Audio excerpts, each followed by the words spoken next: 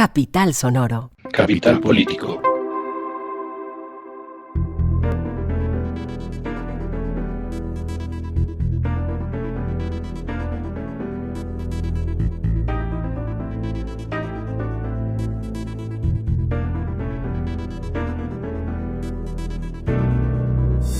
Capital Político es un podcast que semana tras semana se encarga de analizar las noticias más importantes de Colombia y del mundo. Ahora estamos publicando 2 episodios a la semana. Y esta semana, aunque tuvo un día menos, se sintió larga y pesada porque, como siempre, este es un país que no sabe parar. Mi nombre es Juan Pablo Conto y este es nuestro temario de hoy. Primero vamos a hacer nuestro acostumbrado repaso noticioso por algunos temas que estuvieron en el centro de la agenda política.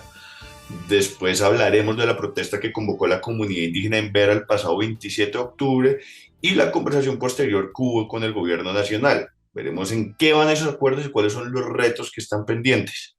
Y finalmente cerraremos el episodio hablando del impuesto a las bebidas azucaradas, tema que también ha estado en el centro del debate por estos días. Como pueden ver, el temario está variado, variopinto y largo, así que no perdamos tiempo y empecemos.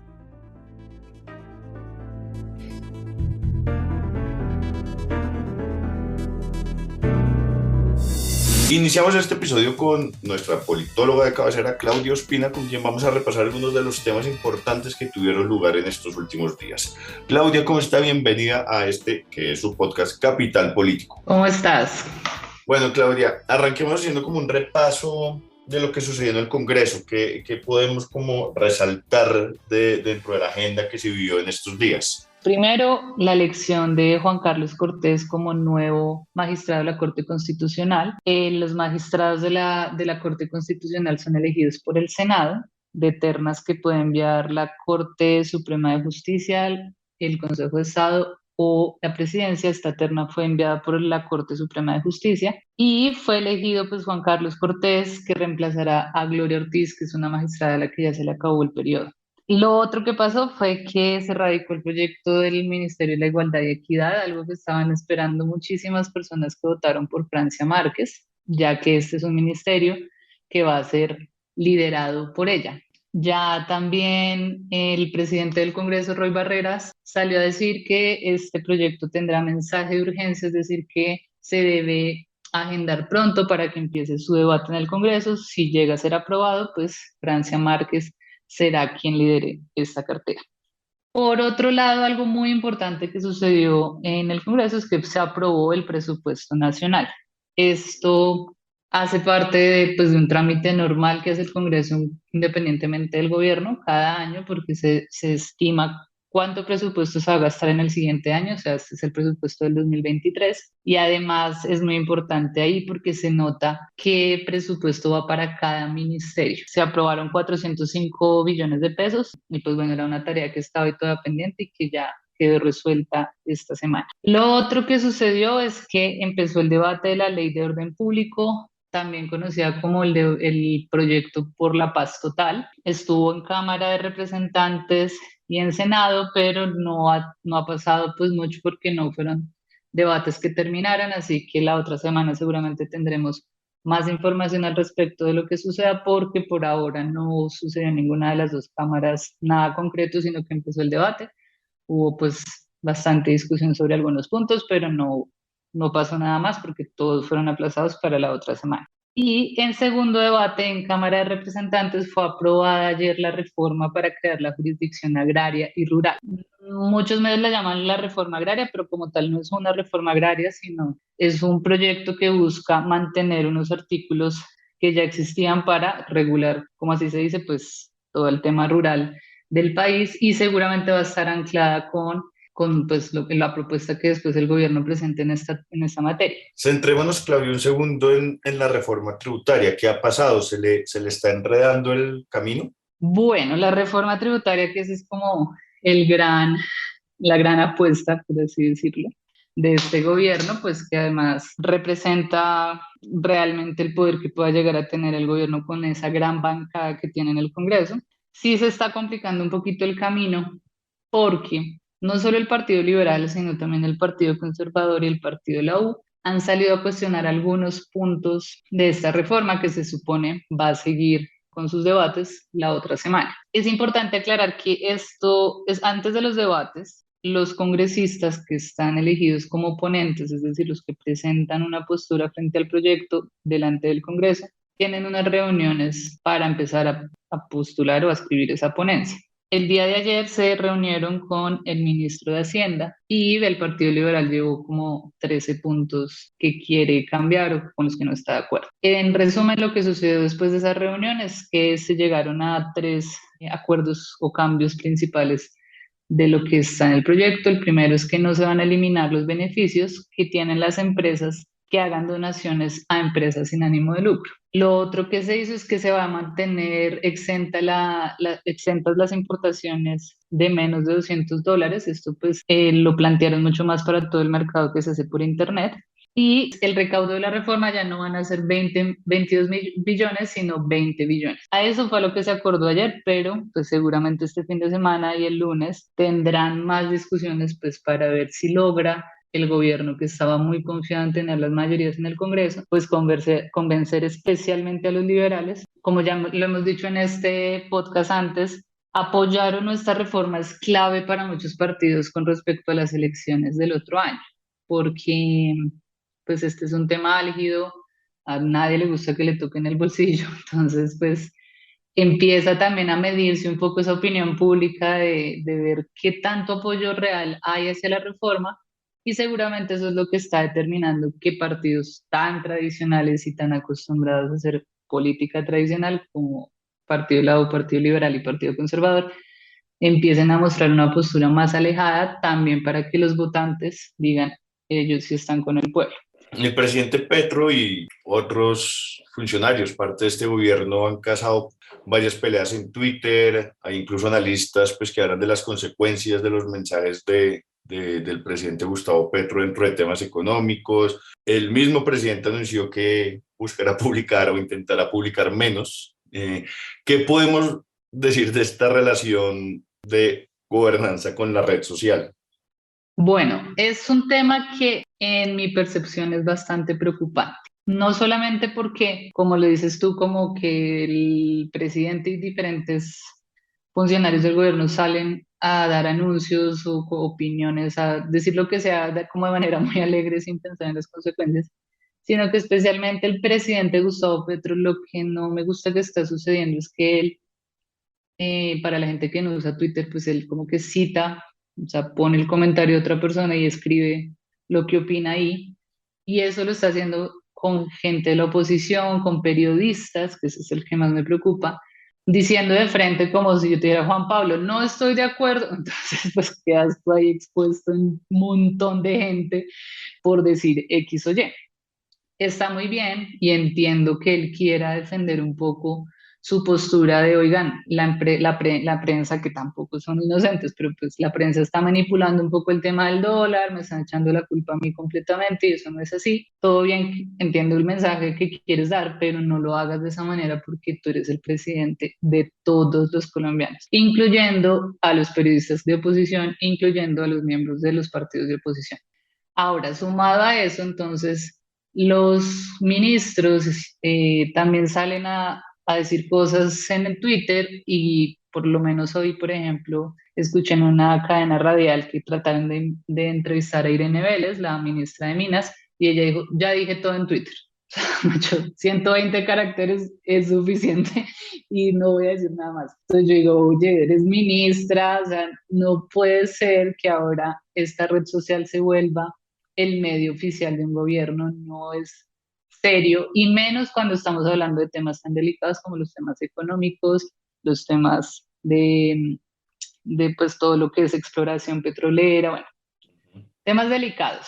El presidente Gustavo Petro posesionó a 6 embajadores que se irán a representar a Colombia en el mundo. Está Mauricio Vaquero Pardo en Panamá, Eduardo Ávila Navarrete en España, Luis Fernando Medina Sierra como embajador extraordinario y plenipotenciario de Colombia ante la Organización para la Cooperación y el Desarrollo Económico, OCDE, Ligia Margarita que se ve en Italia, Francisco Javier Echeverría en Suiza y José Noé Ríos Muñoz en Cuba. ¿Qué mensaje entregó en medio pues, de esta posesión el presidente Gustavo Petro y qué podemos decir de estos nombramientos? Bueno, eso sucedió sí, el día jueves 20 de octubre.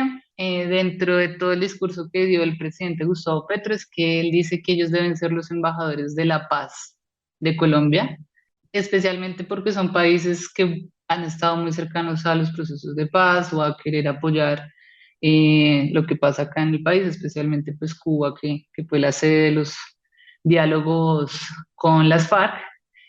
Eh, y también pues les encomendó a ellos que puedan ser quienes apoyen a todos los colombianos que están en el exterior.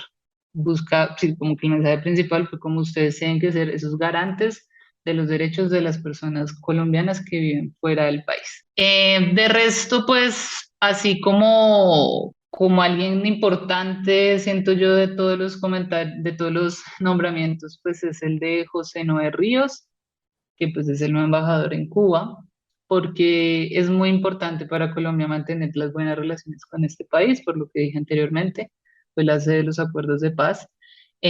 Así que será de las más claves. Y cabe resaltar que él fue negociador de paz y miembro de la delegación que mandó el presidente Juan Manuel Santos en ese momento, así que pues es una persona que conoce muy bien este tema y que seguramente va a ir por esa línea que busca el presidente, especialmente buscando pues, su política de paz total. Y cerremos con el tema de las visas. Ya no se pedirá visa de turismo al Reino Unido, una labor que empezó hace tiempo, desde el gobierno Santos, pero la que Duque también quiso sacar su tajada. Y ahora se anunció que que se planea presentar un proceso similar con Estados Unidos. ¿Cómo son estos procesos? ¿Cuánto se demoran? ¿Será posible? Pues, ¿qué implica, digamos, esta no visa de turismo para el Reino Unido? ¿Será posible lograrlo en el caso de Estados Unidos? ¿Qué implicaciones tiene esto? Bueno, sí, eso fue la noticia con la que empezamos la semana, todos celebramos que quitaron la visa para el Reino Unido en turismo. Una cosa es ir a trabajar o a estudiar, eso sí tiene otros procesos, pero para turismo es hasta 6 meses, lo cual es también un muy buen tiempo. Y esto también sucedió en Perú.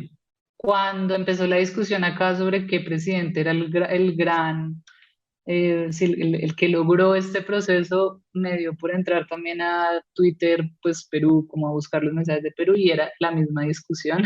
Teniendo en cuenta también que el presidente Juan Manuel Santos fue una persona con muy buenas relaciones internacionales. Después de eso, no hay que quitar de lado también que con el presidente Iván Duque se hizo el acuerdo del TLC con Reino Unido, entonces eso seguro también suma. El presidente Petro lo anunció, no podemos decir nada mal, pero más allá de eso, y creo que esto puede estar un poco conectado también con lo de Estados Unidos, hay un tema especial en esta coyuntura actual y es que hay una crisis económica mundial y una falta de mano de obra. Esto suena horrible, pero pues es la realidad en muchos países como Reino Unido, que necesitan potenciar ese tipo de turismo de gente pues, latina que antes no podía ir o de gente que desee trabajar en cosas en las que ya la gente que vive en esos países no está haciendo. Y pues potenciar el turismo, que eso trae muchos beneficios económicos, especialmente para un país como Inglaterra. Ya en el caso de Estados Unidos, sí es una apuesta que ha tenido el embajador Luis Gilberto Murillo.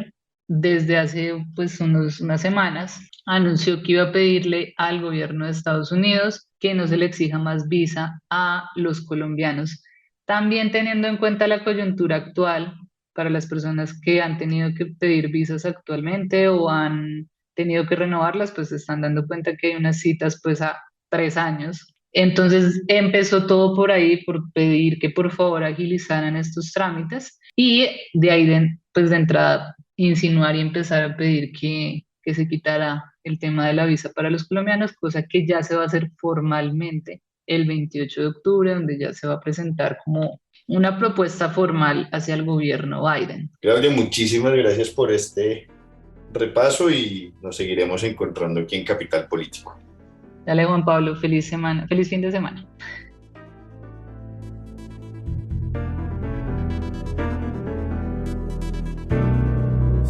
Siguiendo con nuestro temario, vamos a hablar con María Fernanda Fitzgerald, literata con magíster en periodismo y periodista de la revista Cambio. Con ella vamos a ver qué es lo que ha sucedido y lo que está sucediendo con los indígenas en Vera en Bogotá. Hola María Fernanda, bienvenida a Capital Político, ¿cómo está? Hola, muchas gracias por la invitación. Hagamos como un estado del arte de la situación de los indígenas en Bogotá después de que salen del Parque Nacional. ¿Qué sucedió? Lo que nosotros tenemos entendido es que ellos fueron reubicados en un albergue en el que se les habían prometido unas ciertas condiciones de vida y se les habían prometido unas ciertas condiciones que les habrían permitido tener mayor comodidad respecto a lo que ellos estaban teniendo en el Parque Nacional, pero lo que entendemos es que buena parte de estas condiciones no se cumplieron. Lo que hemos recibido como testimonios también es que, por ejemplo, entre otras cosas, ocurrió que no existieron suficientes jornadas de salud ni de atención que les permitieran a ellos tener pues una buena condición física de salud, además de que según entendemos también hubo un proceso de hacinamiento en un espacio que era demasiado pequeño para la cantidad de personas que estaban allí.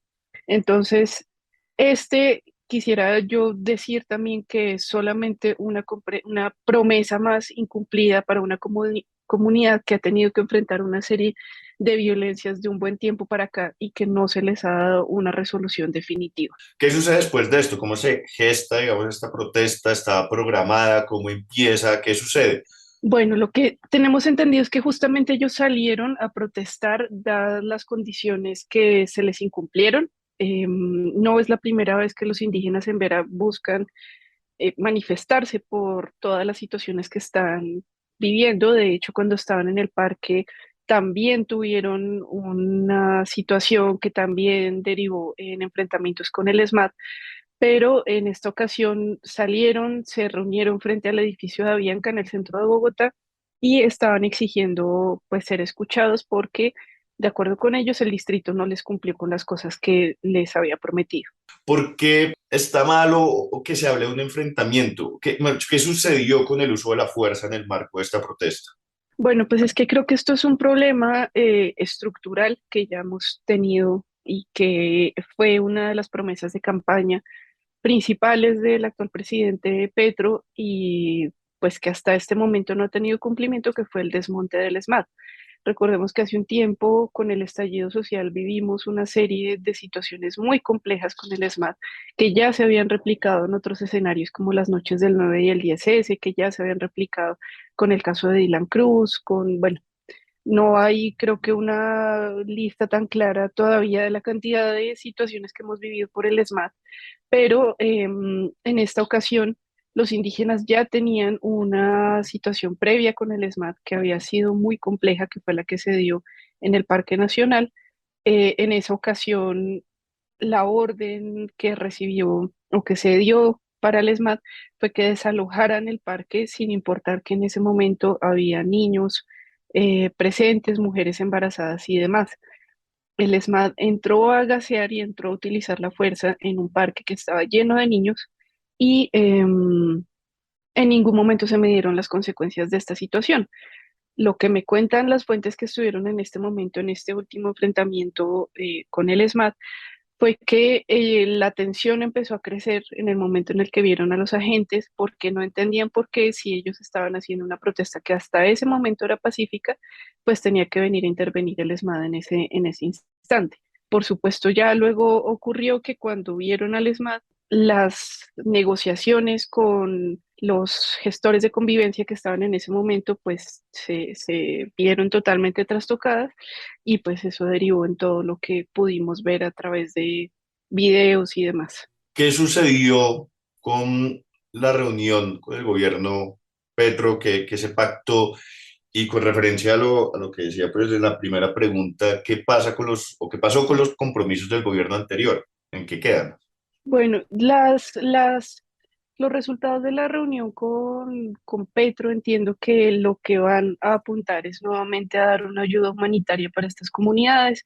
Lo que salió a tuitear puntualmente el presidente fue que iban a mandar una jornada específica de atención, de salud, que adicionalmente iban a invertir más dinero para lograr la reubicación de estas comunidades en albergues que sí sean humanitarios y que sí tengan un proceso pues más empático con los indígenas. Y adicionalmente a esto, prometieron también empezar a gestionar procesos que les permitan regresar a sus tierras.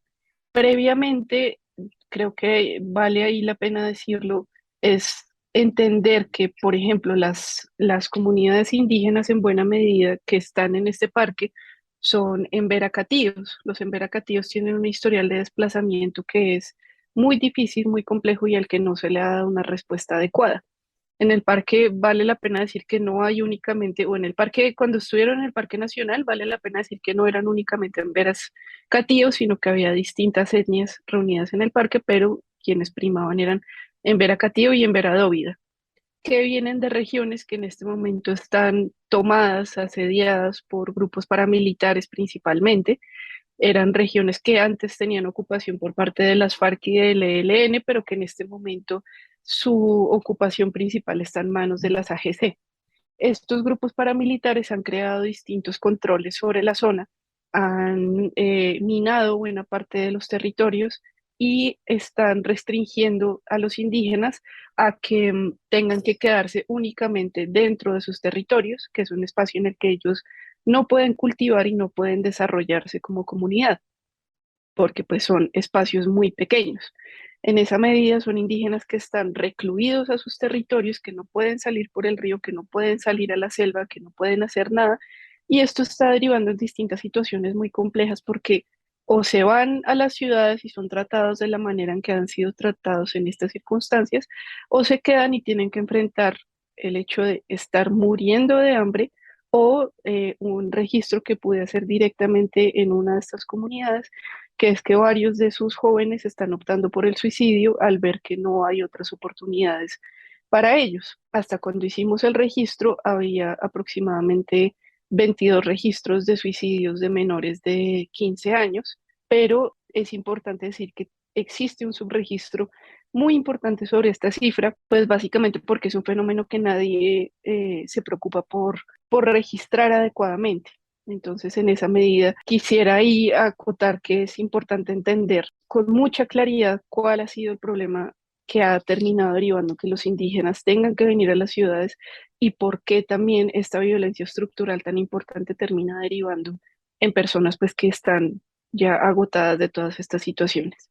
¿Qué papel ha jugado el gobierno distrital y está habiendo un diálogo entre el gobierno distrital y el gobierno nacional para atender esta situación, pues particularmente? Si existe ese diálogo actualmente, la verdad no lo sé, pero sí ha sido una actuación muy compleja la que ha tenido el gobierno distrital principalmente. Y me remito directamente a un trino que hizo la alcaldesa Claudia López en vista de toda esta situación, asegurando que ellos habían invertido más de 9.000 millones de pesos en la atención a estas comunidades, pero que muchos de los indígenas preferían gastarse el dinero en alcohol y en fiestas. Este tipo de visiones estigmatizantes solamente profundizan más el problema y el hecho de que la alcaldesa haya decidido que esa iba a ser su posición frente a estas comunidades, pues creo yo deja mucho que desear frente a las acciones que se están tomando específicas. En su momento, cuando los indígenas seguían en el parque, hicimos un reportaje en Cambio en el que analizamos cuáles habían sido las ayudas que se habían recibido por parte de estos indígenas y sí nos encontramos con irregularidades por parte de ciertas autoridades que han estado liderándolos a ellos. Sin embargo, y ahí también me parece muy importante aclarar, estamos hablando de una persona, solamente una persona que tenía un registro irregular frente a una comunidad que en ese momento creo que estaba alrededor de las 900 personas que estaban en el parque. Perdón que ese dato sí necesito verificarlo, pero creo que eran alrededor de 900 personas las que estaban en el parque. Y por una sola persona que en ese momento estaba teniendo unas acciones que no eran correctas, eso es cierto, no podemos terminar condenando una comunidad entera que ha tenido que vivir todo este tipo de violencias. Entonces, en ese momento, pues esas habían sido las acciones específicas. Sé que intentaron reubicarlos en distintos albergues, sin embargo, eran albergues, por ejemplo, en el parque La Florida, es un parque que queda hacia el noroccidente de Bogotá, a las afueras. Es un parque que no tiene las condiciones para convertirse en un albergue y es un parque que tampoco, sí, tampoco estaba adecuado para darles buenas condiciones de vida. Entiendo que también intentaron reubicarlos en otros albergues hacia el centro de Bogotá, en la zona de tolerancia en Mártires, pero por supuesto eso se prestó para otras condiciones bastante complejas que, de acuerdo con unas denuncias que hemos recibido, incluso se prestaron para que algunas mujeres indígenas fueran víctimas de explotación sexual. Entonces, en esa medida, creo yo que a pesar de que el distrito esté diciendo que invirtió más de 9.000 millones, tal vez las medidas que se han tomado no han sido las más correctas para poder mitigar adecuadamente el daño que han tenido que sufrir estas comunidades. ¿Qué podemos esperar de cara al futuro, habiendo tenido esta reunión, digamos, con el gobierno Petro, como que podemos esperar del desarrollo de esta problemática?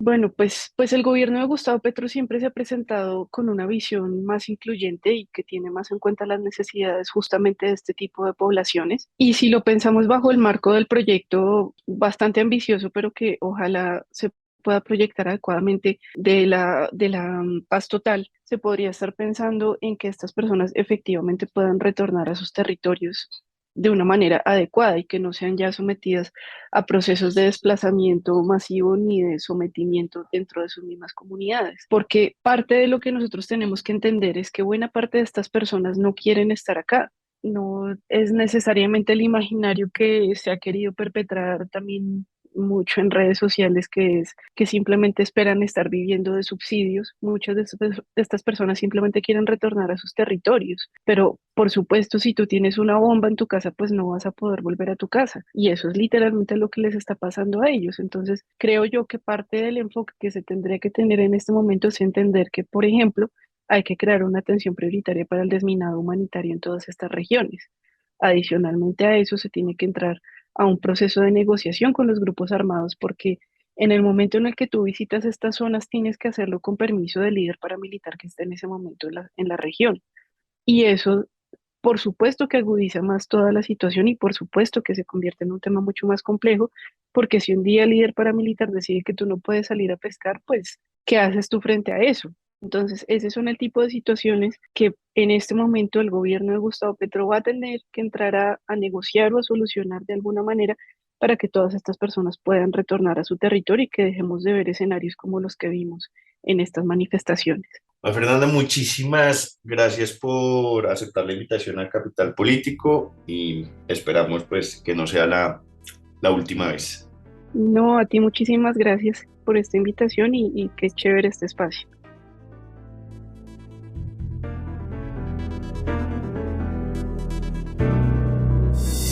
Y finalmente vamos a tratar el tema del impuesto a las bebidas azucaradas con el fin de entender qué es lo que está pasando con este debate.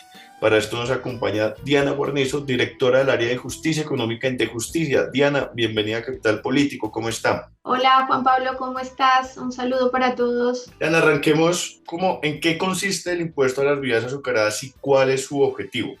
El impuesto a las bebidas azucaradas es una medida principalmente de salud pública. La idea es que el consumo frecuente de bebidas azucaradas pues se ha demostrado está asociado al incremento de la obesidad y a partir de ahí a distintas enfermedades crónicas no transmisibles. Entonces la idea del impuesto es poner un valor que sea un poquito mayor al precio normal, de manera que desincentive el consumo, es decir, se reduzca el consumo de estas bebidas y entonces se genere como efecto que las personas, pues al consumir menos de estas bebidas, se espera que en el futuro eso reduzca la obesidad y por ende, pues digamos que sea una política a favor de la salud pública, ¿no? Que evite estas enfermedades crónicas no transmisibles. Desde hace varios días han tenido lugar, por ejemplo, anuncios del ministro de Hacienda, Juan Antonio Campos, sobre algunos cambios en el diseño de los impuestos a las bebidas azucaradas. ¿Qué está pasando con este debate? Sí, pues mira, son varios cambios. En primer lugar, pues obviamente desde la sociedad civil nosotros nos alegra y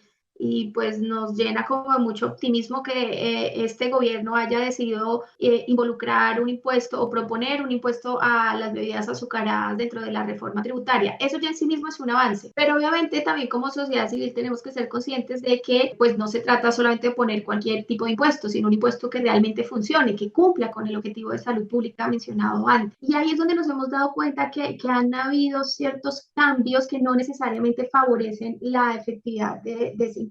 Entonces, básicamente, pues son, digamos, tres puntos como de cautela que habría que tener. El primero es que, como tú sabes, pues el impuesto a las bebidas azucaradas ahora mismo está por gramaje, es decir, por gramos de azúcar por 100 mililitros, y por bandas, es decir, hay como unos rangos de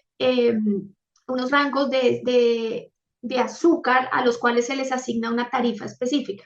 Entonces ahí nosotros vemos varios problemas. El primero es que el primer rango, que es de 0 a 6 gramos, pues se asigna un impuesto de 0 pesos a ese primer rango. Y eso ya es problemático porque los productos que entonces tengan menos de 6 gramos, pues no van a tener impuesto, con lo cual no va a haber ningún incentivo para que esos productos reduzcan el azúcar que tienen. Si al final no se les va a cobrar un impuesto, pues el que tenga menos de 6 gramos va a seguir poniéndole los 6 gramos porque como no tiene que pagar impuesto, ahí vemos que hay, digamos, como una dificultad, ¿no? No hay un incentivo para que esos productores disminuyan porque no se les va a cobrar este impuesto. Las tarifas que se asignan dentro de las bandas no son tan deseables o no son tan altas como se quisiera. Los expertos, las personas que han hecho mediciones en este tema, dicen que idealmente para que el impuesto funcione debe aumentar el precio de la bebida entre un 20 y un 24%. Sin embargo, haciendo los cálculos, el aumento de valor, sobre todo en la primera banda, ya dije, de 0 a 6 gramos, pues no va a tener ningún incremento porque el impuesto es cero.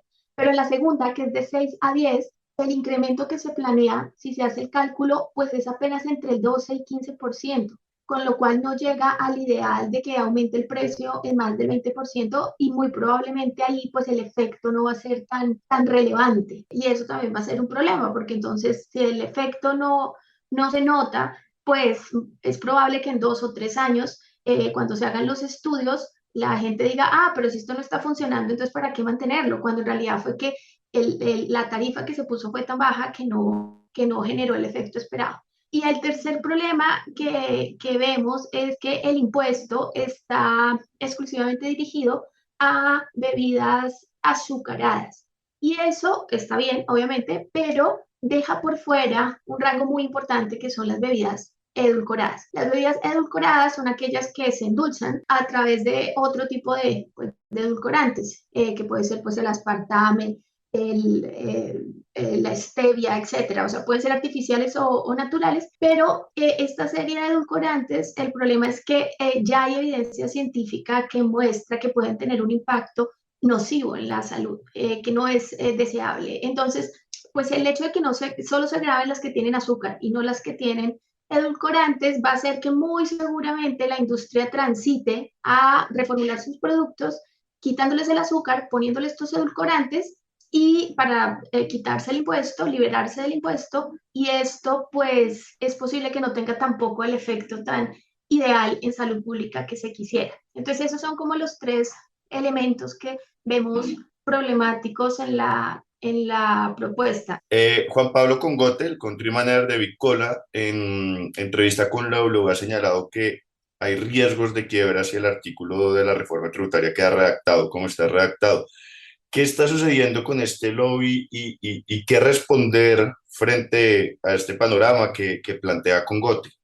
No, pues no estamos de acuerdo en que esa alarma sea real. Lo que nosotros hemos visto, y aquí digamos, de justicia, ha estado haciendo una investigación a través de la cual pues se ha dado cuenta que en la mayoría de países donde se ha implementado el impuesto a las bebidas azucaradas, realmente esto no ha impactado en la industria de bebidas. ¿Por qué? Pues porque básicamente ellas lo que hacen es reformular, la mayoría reformulan sus productos o incrementan la venta de productos que no tienen impuesto y que sí son saludables, por ejemplo, el agua en botella. Entonces, digamos que no se aprecia un efecto dentro de la industria. Obviamente que la industria de bebidas azucaradas en el mundo sí está cambiando y puede, digamos que haya cambios en la maquinaria o en las contrataciones que los lleven a reducir el número de empleados, pero esas tendencias ya están pasando por otras razones. Específicamente relacionadas con el impuesto, nosotros no hemos visto que a nivel comparado eso haya sucedido. Es decir, no pasó en Chile, Coca-Cola sigue funcionando, todas las grandes siguen funcionando, no pasó en México, no pasó en Brasil, y pues la verdad es que no creemos que vaya a pasar en Colombia. En el estudio que está haciendo de justicia, y digamos ahí el investigador Randy Villalba, sobre todo, que ha hecho como un análisis muy juicioso, pues nos dábamos cuenta que la industria de bebidas azucaradas en Colombia es bastante fuerte. Primero, pues genera unos ingresos bastante importantes, tiene pues unas campañas de marketing que son bastante poderosas y tiene formas internas en la contratación de su personal que permiten que tengan como un manejo muy fácil y puedan manejar su portafolio de ventas, con lo cual lo que creemos que va a ser más probable es que simplemente ellos, de nuevo, o bien reformulen o empiecen a vender productos saludables, con lo cual se adaptan al mercado y van a sobrevivir. No creemos definitivamente que se vayan a quebrar. E insisto, no ha sido así la experiencia en los países donde ya el impuesto se ha implementado. Con estos cambios que se están buscando, los impuestos sí cumplirían con su objetivo en la salud pública y entonces, ¿qué podemos esperar del desarrollo de este debate? Digamos, tal como está el formulado el impuesto, sí, esperamos que cumpla su objetivo. Lo que pasa es que no va a ser el objetivo tan ideal que nosotros planteábamos. Para que realmente cumpla su objetivo de manera más eficiente, tendría entonces que plantearse cambios, al menos en los 3 aspectos que yo te mencionaba inicialmente y que nos preocupan. Entonces, por ejemplo, que la primera banda, el que va de 0 a 6 gramos, sí tenga un impuesto, o que al menos esa banda se reduzca considerablemente, no de 0 a 6 gramos, sino de 0 a 5, de 0 a 4, o por qué no de 0 a 3. Lo segundo es que se asignen tarifas un poquito más altas, sobre todo en la segunda banda, en la que va de 6 gramos a 10 gramos, ahí se necesita que sea un poco mayor. Y tercero, pues que se considere el tema de los edulcorantes. Nosotros entendemos que eso sería novedoso, porque obviamente las experiencias hasta ahora han sido de gravar solamente el azúcar, pero pensamos que la evidencia ya podría estar disponible para proponerlo en el caso colombiano y pues, ¿por qué no ser, digamos, líderes en ese tema? Entonces, si se quisiera un efecto mayor, creeríamos que esos 3 cambios son necesarios. Si esos 3 cambios no se dan, pues sí, va a haber un efecto, pero digamos, no va a ser tan importante como el que se esperaría si los cambios se dieran. Diana, muchísimas gracias por acompañarnos en Capital Político y espero que volvamos a conversar. Bueno, pues muchas gracias, Juan Pablo, y a todos por la invitación. Un saludo y bueno, espero verlos próximamente.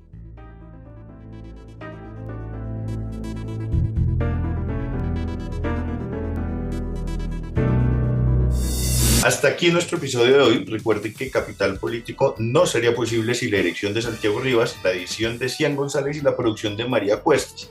Esto es comunicación pública y por eso no necesitamos financiación, pero sí nos ayuda a que nos compartan, le cuenten a sus amigas y amigos de lo que hablamos y así poder seguir creciendo, ampliando la conversación y acompañándolos.